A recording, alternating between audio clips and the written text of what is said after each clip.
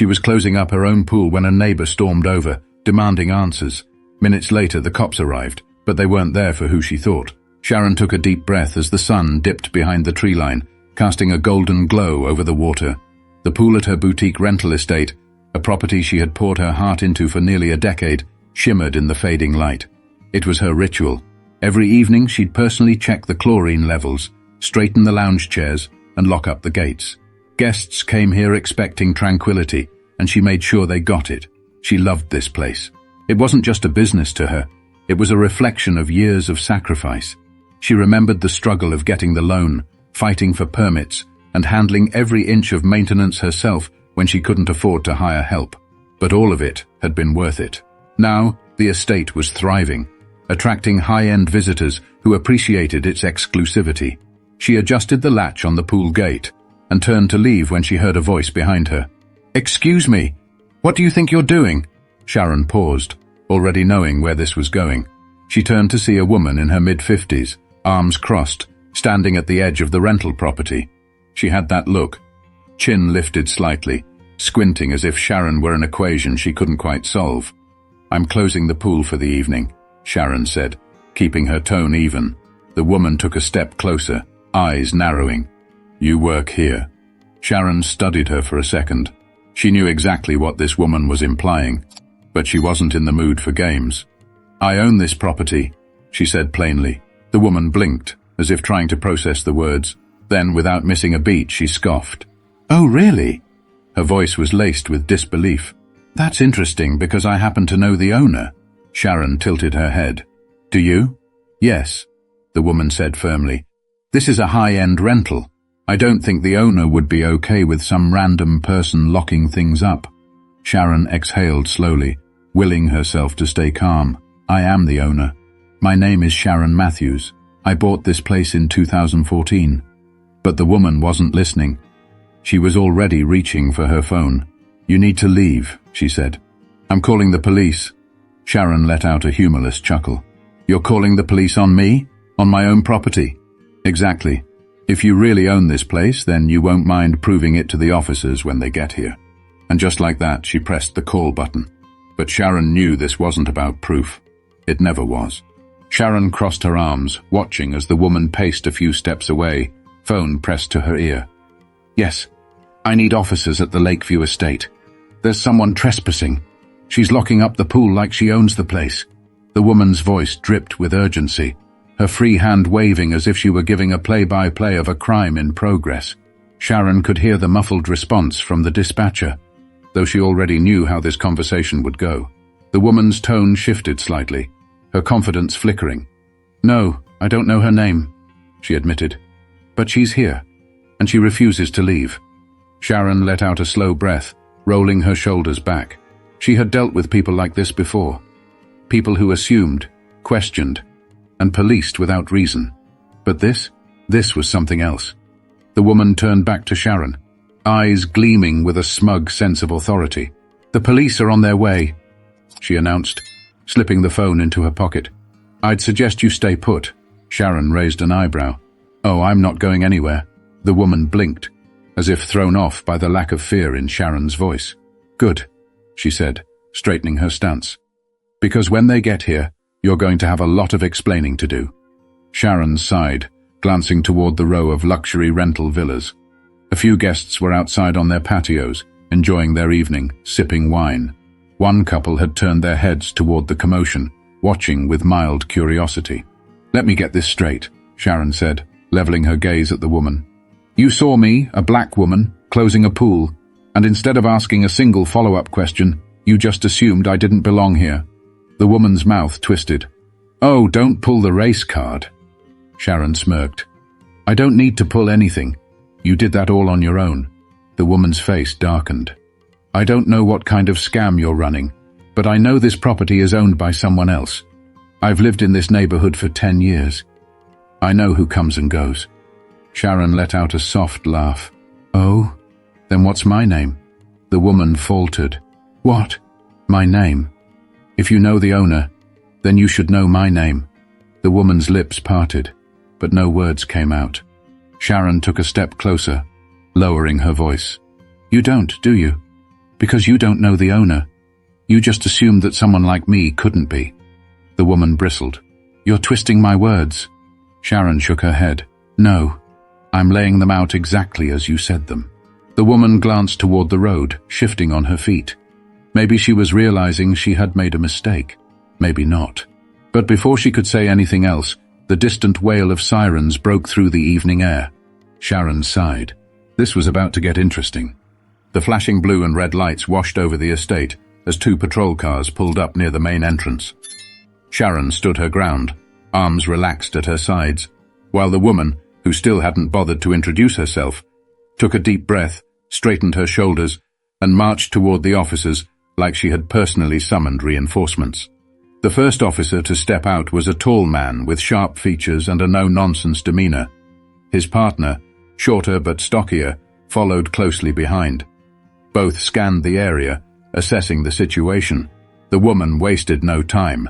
"Officers, thank goodness you're here," she called, motioning toward Sharon like she was pointing out an intruder. She was trying to close the pool, acting like she owns the place. I told her to leave, but she refused. Sharon let out a slow exhale. "Here we go." The lead officer turned his gaze to her. "Ma'am, do you live here?" "No," Sharon replied evenly. "I own this property." The woman scoffed. "No, she does not."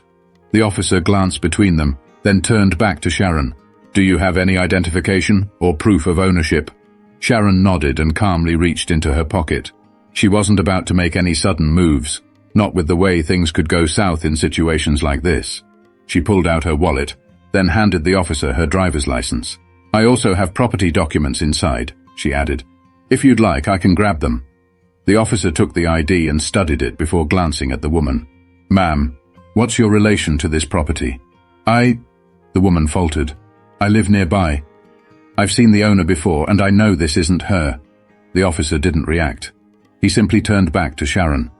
"Ms. Matthews, what exactly happened here?" Sharon crossed her arms. "I was locking up my pool, like I do every night, when she gestured toward the woman, decided I didn't belong and called you." The officer's face remained unreadable, but something in his eyes shifted. He looked at Sharon again, his gaze lingering a little longer this time. Then his expression changed, just slightly. "Wait a minute," he muttered, staring at her ID again. His partner leaned over to peek, then raised an eyebrow. "Sharon Matthews," the first officer repeated, almost like he was confirming it to himself. Then, suddenly, his posture relaxed, and his face lit up with recognition. "Oh man," he said, shaking his head. "I know you." The woman stiffened. "What?" Sharon arched an eyebrow. "Do you?" "Yeah."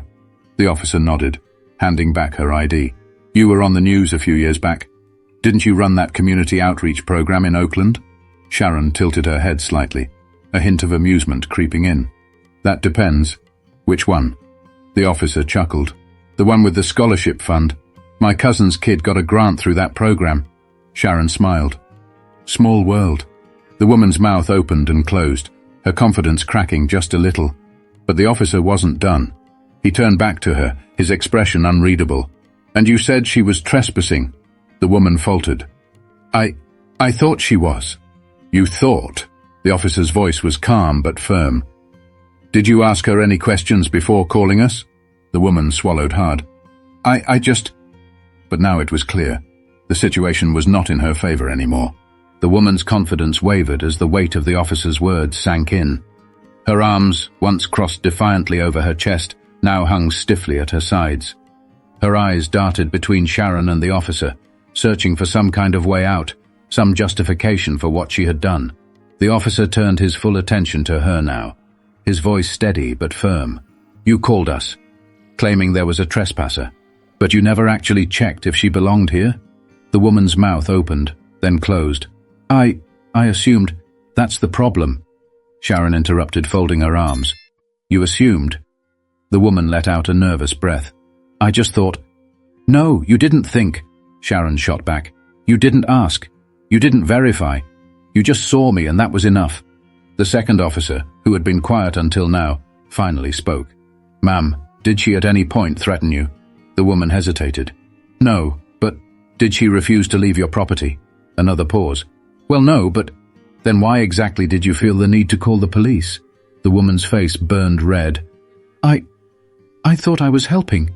If she wasn't supposed to be here, then... Sharon let out a humorless chuckle. You were so sure I wasn't supposed to be here that you had no problem calling the cops on me. The first officer sighed, glancing at his partner before shaking his head. This isn't a police matter. Ms. Matthews owns this property. There was no crime, no trespassing, nothing for us to investigate. The woman swallowed hard. I see that now. Sharon narrowed her eyes. Do you?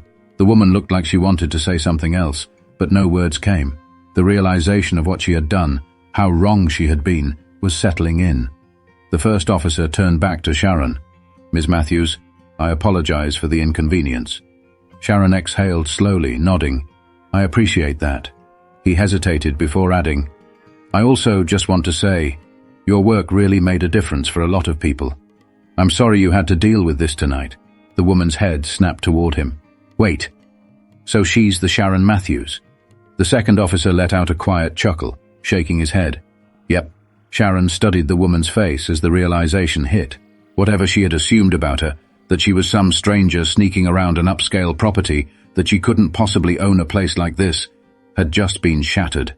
But the damage was already done. And now it was her turn to sit with the consequences.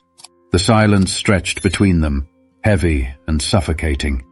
The woman, who had been so sure of herself just minutes ago, now looked like she wanted the ground to swallow her whole. Sharon could see it in her eyes, the slow, creeping realization that she had made a fool of herself, that she had humiliated herself. Not Sharon. I didn't know, the woman muttered, her voice quieter now. Sharon tilted her head. Didn't know what? The woman fidgeted. I didn't know you were... You? Sharon let out a sharp laugh. Oh, so if I were just some random woman you'd still think I didn't belong? The woman's lips pressed together. That's not what I meant. Sharon's voice was steady, but there was an edge to it now. It's exactly what you meant. She took a slow step forward. Let me guess. You assumed the owner would be someone else. Someone that looked different than me. The woman swallowed hard, saying nothing. The first officer crossed his arms. You know, Ms. Matthews could file a false report complaint against you for this. The woman's eyes widened. I wasn't trying to cause trouble. The second officer shook his head. You wasted our time because you didn't take 5 seconds to ask a question before calling us. The woman's cheeks flushed deep red. I didn't think...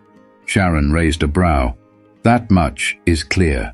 The guests at the estate were still watching from their balconies, whispering. A couple near the pool had pulled out their phones, possibly recording. The woman had made a spectacle, and now she was the center of it. Sharon sighed, shaking her head. You came here with so much certainty, and now? You can't even look me in the eye. The woman glanced toward the patrol cars, like she wanted an escape, but there was none. Sharon inhaled deeply, forcing herself to release the tension building in her chest. She didn't want to waste another second on this woman. She turned to the officers. Are we done here? The first officer nodded. Unless you want to file a complaint. Sharon studied the woman for a long moment, then exhaled sharply. No, she already embarrassed herself enough tonight. The woman flinched. Sharon turned, heading toward her estate. But before she stepped inside, she called over her shoulder, just loud enough for everyone to hear. Next time, think before you pick up the phone. And with that, the night was over. The air outside felt different now, heavier, charged with the kind of energy that lingers after a storm. The officers returned to their cars, their radios crackling as they received another call. With one last glance toward Sharon, the lead officer gave her a respectful nod before sliding into the driver's seat. Sharon didn't return it. She was too tired for pleasantries. The woman, who still hadn't offered her name, stood there, shoulders tense, eyes darting between the retreating patrol cars and the few guests still watching from their balconies. The hum of whispers carried through the night. The very people she had probably wanted to impress were now staring at her like she was the problem. And she was. She shifted uncomfortably, as if she wanted to say something, to fix this, to save face. But what could she possibly say now? Sharon didn't wait for an apology that wasn't coming. She turned on her heel and walked toward her front door. Wait, the woman blurted. Sharon stopped but didn't turn around. The woman hesitated, then sighed. I made a mistake.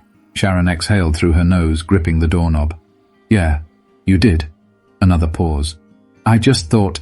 The woman trailed off, as if realizing how hollow her excuses sounded. I didn't mean... Didn't mean what? Sharon cut in, finally turning to face her. Didn't mean to call the cops on me. Didn't mean to assume I was a trespasser on my own damn property. The woman flinched at Sharon's sharp tone. I was just trying to look out for the neighborhood, she murmured weakly. Sharon let out a humorless laugh. Were you? Or were you just trying to make sure someone like me knew their place? The woman's face twisted, but she didn't deny it. That's what I thought, Sharon muttered, shaking her head. Go home.